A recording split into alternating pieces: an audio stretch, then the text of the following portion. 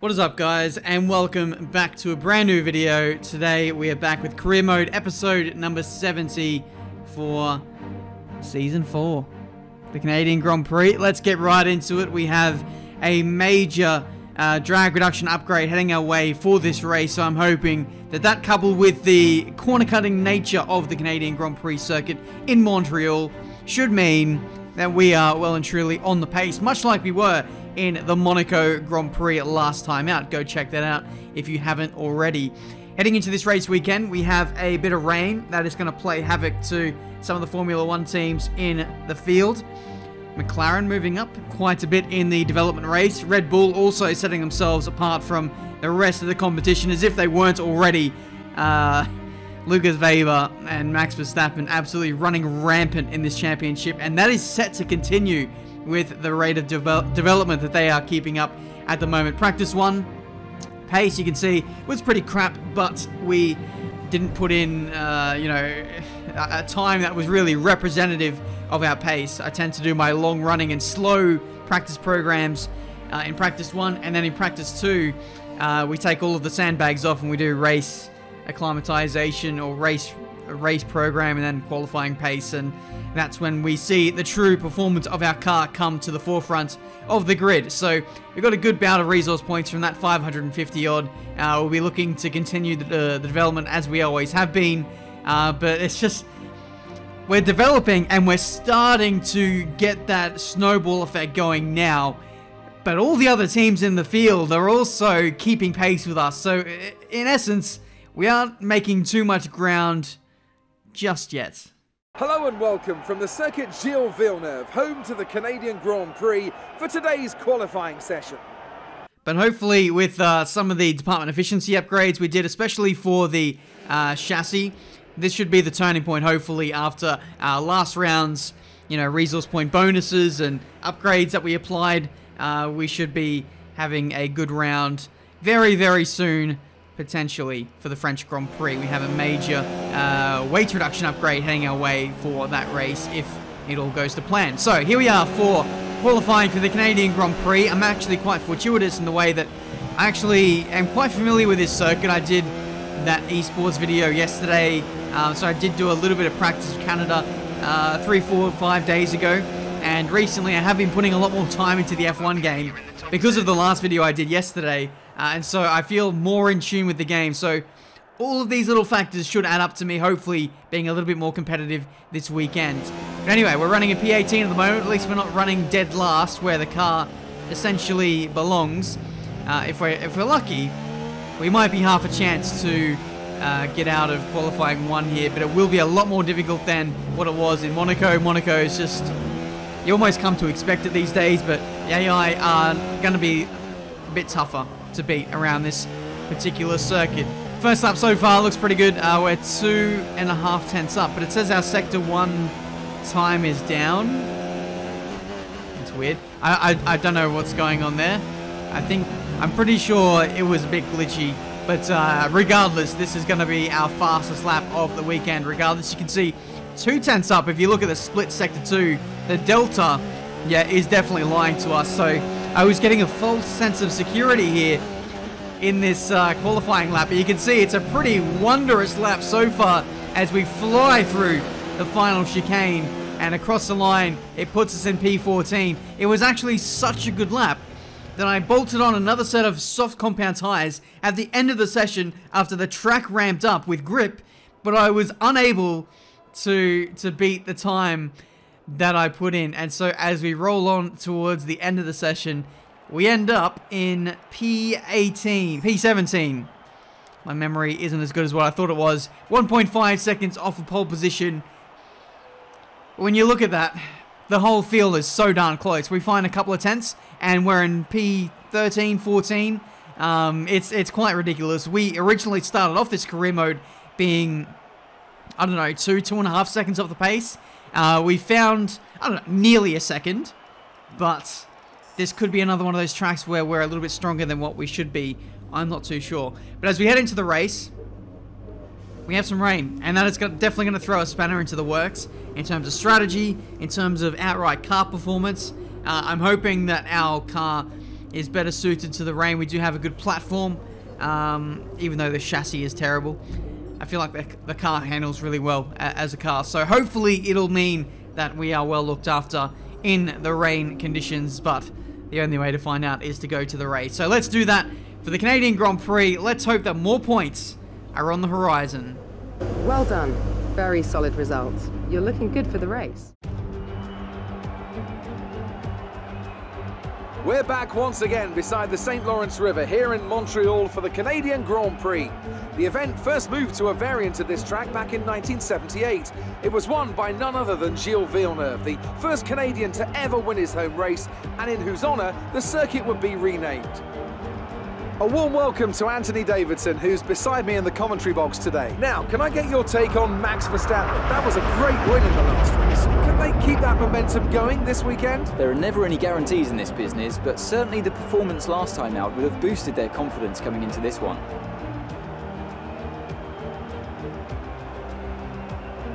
Now that we've got some points on the board, let's continue this form and aim for another top 10 finish. Thanks, Chief. Let's see if we can keep up that level of momentum in the Canadian Grand Prix. Quite nervous for this one. This could go either way. This could be an amazing race for us, or it could go completely down the pan. But I hope that it is one that we'll look back on at the end of the season with glee. Away we go for the Canadian Grand Prix. And it looks like a pretty average start. Nothing really to speak of. So we will do the talking down into turn one. As we can see, Romain Grosjean trying to challenge us around the outside. We try and put a move on Charles Leclerc and also Valtteri Bottas. However, that didn't quite work out for us either. So we are back to the drawing board in P17, and we're just going to bide our time until an opportunity presents itself. I do feel like I've got more pace in the race than what I showcased in qualifying. My first and second sector in my qualifying lap could have been a little bit better, and the car is set up for, you know, straight line speed prowess, so we're going to be an absolute monster on the straights. And so I'm going to utilize that to hopefully jump a few cars if they all start to battle and what have you. So I foresee some pretty good opportunities on the horizon for us in this Canadian Grand Prix, as we have to avoid Charles Leclerc, who was absolutely parking it on the apex of the hairpin. Didn't quite want to go for a move on his teammates, or just was playing it a bit conservative. I made up so much ground in the braking zone to the point where I just had to avoid a collision, and we turned it into an overtaking opportunity, but Charles actually got us back anyway, so that was unfortunate that we lost out on that. So here's many replays of the incident. Just look at how far back we were. We were just another postcode away, but we were able to lick the stamp and send it. Unfortunately, mail doesn't get delivered on Sundays, so we have to take back the letter and come back next week. So we'll move on with the rest of our race. Now, it is now starting to rain. We send the letter again Monday morning, and we have P15 in this Canadian Grand Prix. Charles, please do not come back at me this time. Oh, he's straight line speed. Straight line speed, I don't know. It's incredible. I don't know if it's battery or just raw engine power, but the drive that those Williams cars gives me PTSD. It's like F1 2018, Season 2, Season 3 of the Sauber that was just unbelievably fast. I just can't do anything to contest with the likes of them. But anyway, I think we'll be coming into the pits at the end of this lap, putting on the intermediate tyres. It's got very heavy in terms of the intensity of rain very quickly. The track is diminishing rather quickly, so we're going to make the switch straight away to intermediate tyres. Romain Grosjean has run into the back of me on the run into the pit lane. I don't know what that was for, because I was doing the pit speed limit on the way into the lane, so I'm guessing he got done for speeding in the lane. I'm not too sure, but we get held a little bit in the fast lane for faster cars, so we pop out in what I think is P14. I think we've actually gained out of that. I'm not too sure. Let's have a look at some replays. Kevin Magnussen got held for an absolute age in the pit lane. That is because I blocked my teammate, who then blocked him, and then he got held in the pit lane for a Haas, and it was just absolute mayhem in the pit lane. This is what happens when there's early pit stops in a race and everyone is so bunched up. We've got Grosjean, who is doing a front wing change, so that slowed him down, and he is down in last position in this race. So it's very rare to actually make a pit stop and come out of the pit lane. We could see the rain getting worse in around 5 minutes. Heavy rain on its way into seem like the fastest tyre for now. Oh, okay, heavy rain in 5 minutes, but I think I'll stick it out on the inters if that's the case. It's very rare on the F1 game where you can make a pit stop and gain positions, because that is just what we've done. We're now up in a P12, and we're...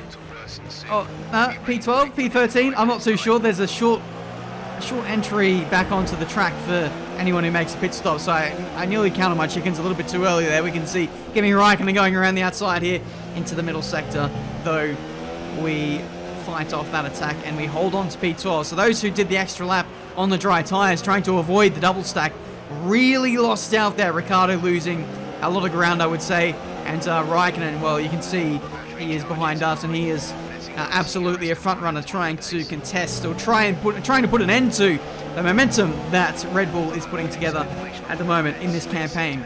But anyway, Norris and Stroll are fighting side by side. I've just got a message from Jeff saying that Sergio Perez has an issue and he'll be falling back towards us in this Grand Prix. He's actually just 5 seconds up the road in P10. So that might be one to watch out for us as we see Raikkonen go for the inevitable lunge up the inside.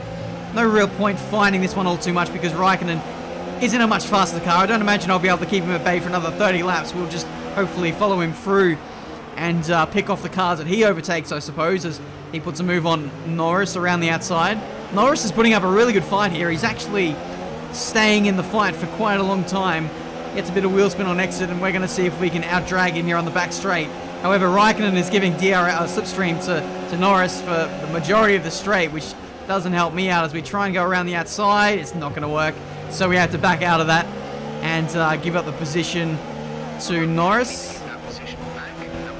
Yes, Jeff, I know. I'm already on the case. We run into turn 1, we give the position to Norris, and we're just going to take it straight back. Absolutely savage into P12. Thank you very much. Let's try and set after Sergio Perez, who was a few seconds up the road, because there is a big hunky train of cars trying to chase me down in this Grand Prix. Hulkenberg now gets by. Again, another inevitable overtake that would probably happen. The Haas is a very, very quick car at this point in the career mode. It just makes me wonder, like, how many people got caught out by the double stacking or the having to do the extra lap on dry tyres. We've got some fast people around us at this point in the Grand Prix. You can see Magnussen trying to go around the outside here into the final corner.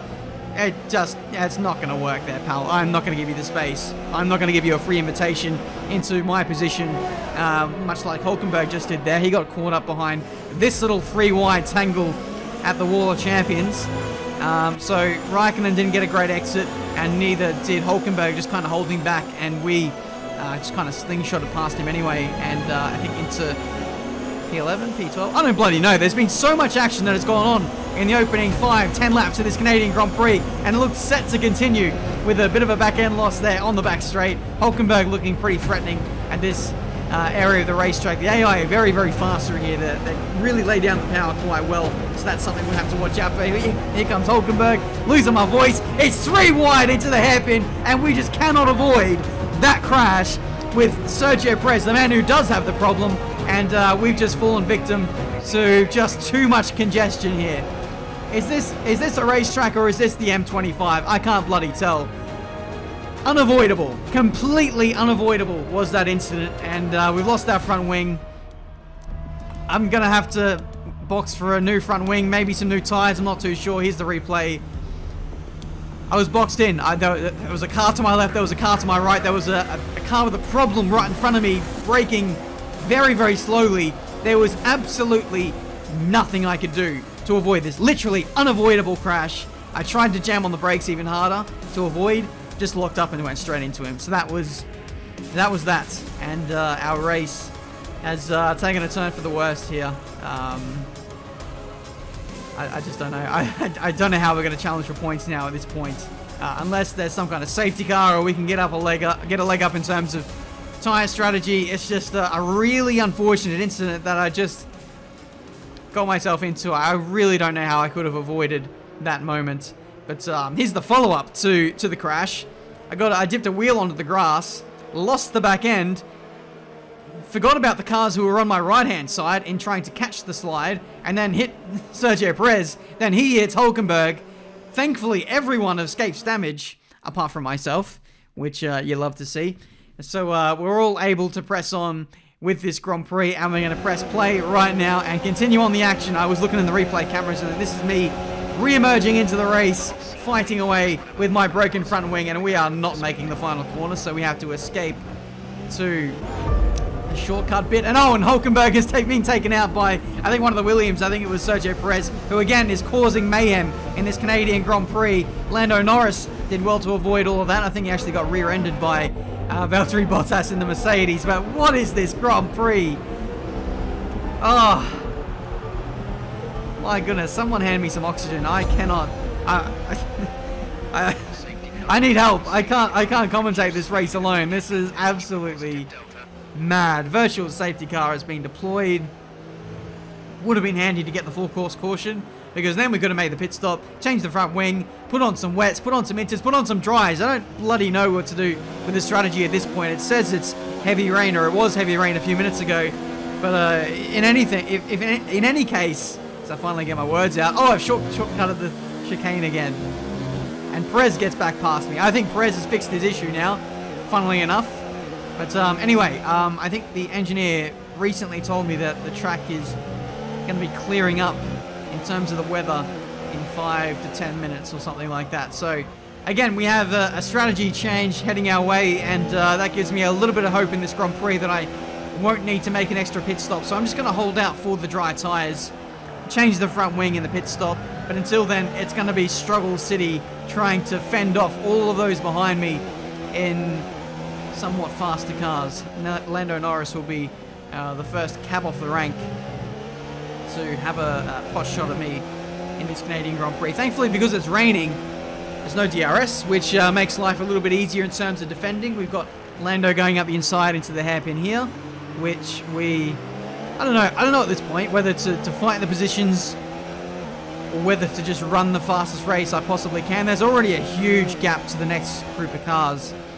So even if I do fix up the issue and there's green flag running to the end, who's to say I'm actually going to catch those guys? So I may as well fight tooth and nail in this Grand Prix to hold on to whatever the hell I have at this stage and just try and beat the team goal. But this is Danny Kvyat right behind me, or a few seconds behind me, trying to fend off I think Nico Hulkenberg. There's a Renault in there, a Mercedes. Hulkenberg gets through, and he gets me as well. Pretty easy pickings for him. He'll move up into P14 and set after the next group of cars.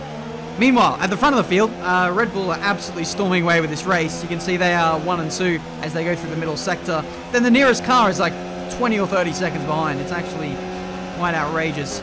But anyway, we are fighting a little bit with Hulkenberg.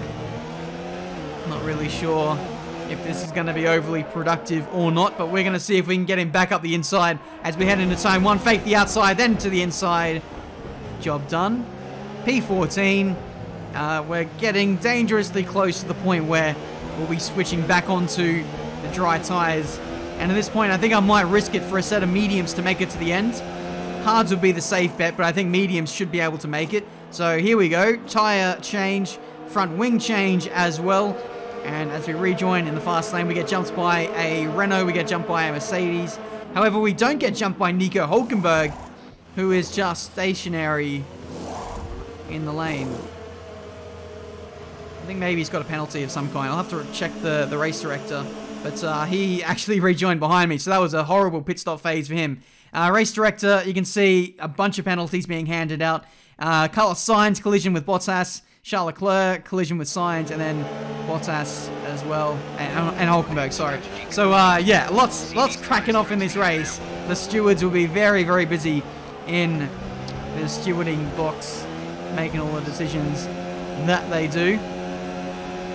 And we're only halfway through this Grand Prix. That's how manic this race has been, and I don't imagine it's gonna let up anytime soon, as we now get a golden run out of the final chicane. Grosjean and Bottas getting tangled up with each other, and we go clean around the outside of both of them. 2 overtakes in one go. We're up in a P14, and this race is looking somewhat more bright for us today in this race. Replay around the outside.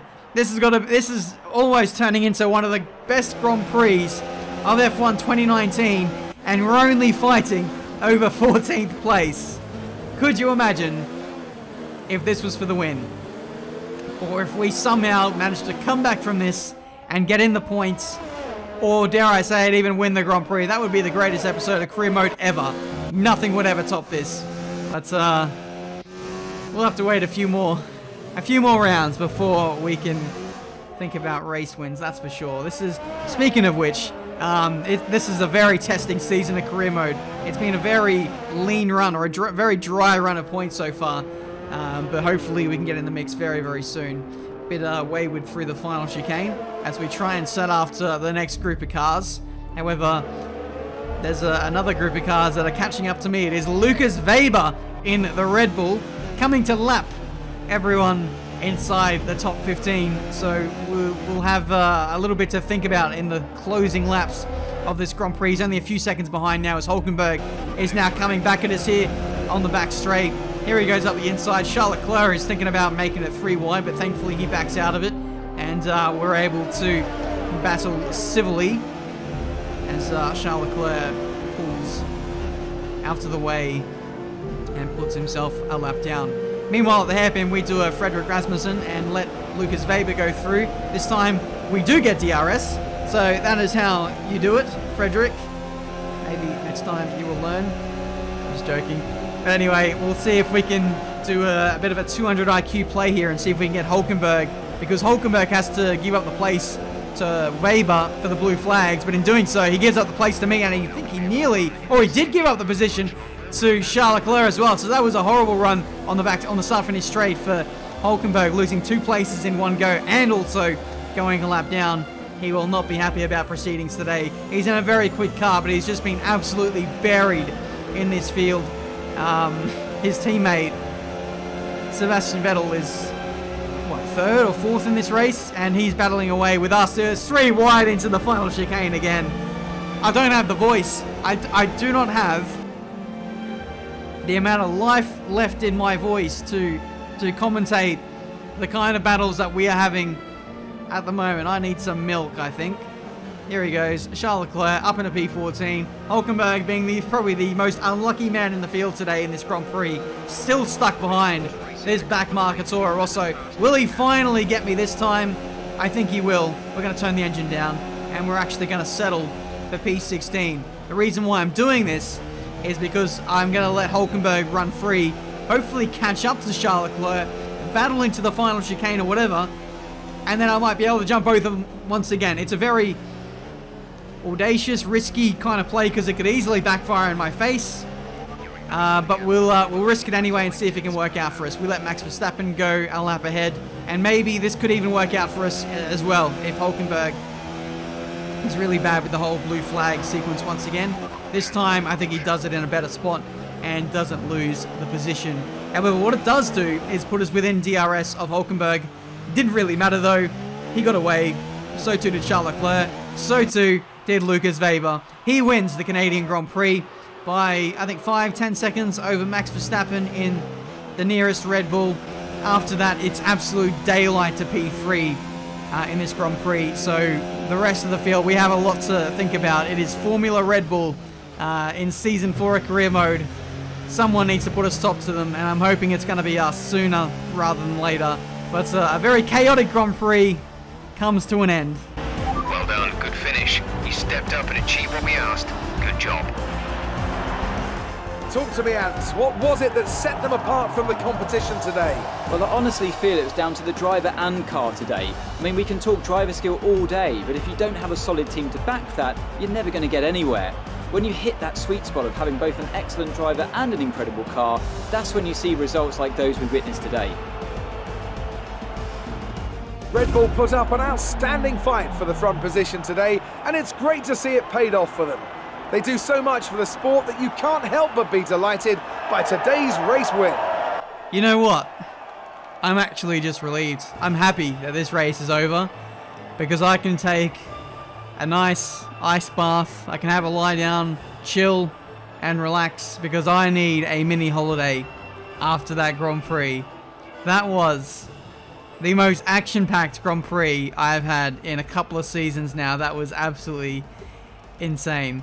Lucas Faber wins, 5 seconds clear of his teammate Max Verstappen. Red Bull are seriously on a charge in this season of career mode. The rest of the teams in the field have no response. They need to up the development in order to put an end to Red Bull. Otherwise, this is going to be one of the most dominant seasons in Formula 1 history. P14 in the driver's standings. No points for us today. However, the journey that we took today to get to the finishing position, whatever the hell it was, P16, P17, it doesn't matter. It was the defining moments of the season. That was absolutely incredible. The battling, the drama, the incidents, the strategy, and it was all for nothing. We could have just poodled around at the back all day, collected P19, be last of the finishers, and still we would have achieved just as much as what we did by fighting to the death, essentially. But that's what I love about, you know, a Road to Glory series, you know, just putting absolutely everything on the line, and, you know, it can still, you know, it can still mean nothing at the end of the day. But hopefully we've impressed some teams. Hopefully we've impressed our own team, our own mechanics. Everyone can get a bit of a moral boost from that. Fighting much faster cars. Like, we were fighting Alfa Romeos, we were fighting Haas's. Like, those guys are front runners, and we were keeping them at bay for, you know, half the race. You know, really, you know, keeping them honest over the course of the Grand Prix, which I absolutely loved. But we're going to look to the future now with the upgrades. We're going to do a few more chassis upgrades since we haven't, we've really neglected this side of the development up until now. But we've got the department efficiency upgrades on now, so we can target these areas. We're going for a brake upgrade, and we're also going for tyre wear. Two little things in the car which will definitely make a difference in terms of performance. The braking performance is a little bit weak in this car, and I don't really need to speak all too much about the tyre wear and how many punctures we've had this season. So that'll definitely help in making the races a little bit more flexible for us in terms of strategy. But there we go. That is the end of the amazing Canadian Grand Prix. Leave a like if you enjoyed. Subscribe to the channel if you're new to see plenty more racing game content. I am literally going to go take a lie down now and chill out for the rest of the day because that was mad. Until the next video, I'll see you next time. So this is how we end up. Shades of blue and gray. I feel just like an empty bottle. My dreams are on delay. I just wanna climb on top of a hill and throw it all away, away. Take me far away before my mind spins off and I am all derailed, derailed. Just drive all the way to the rainbow's end. Just drive, and we'll never turn our backs again.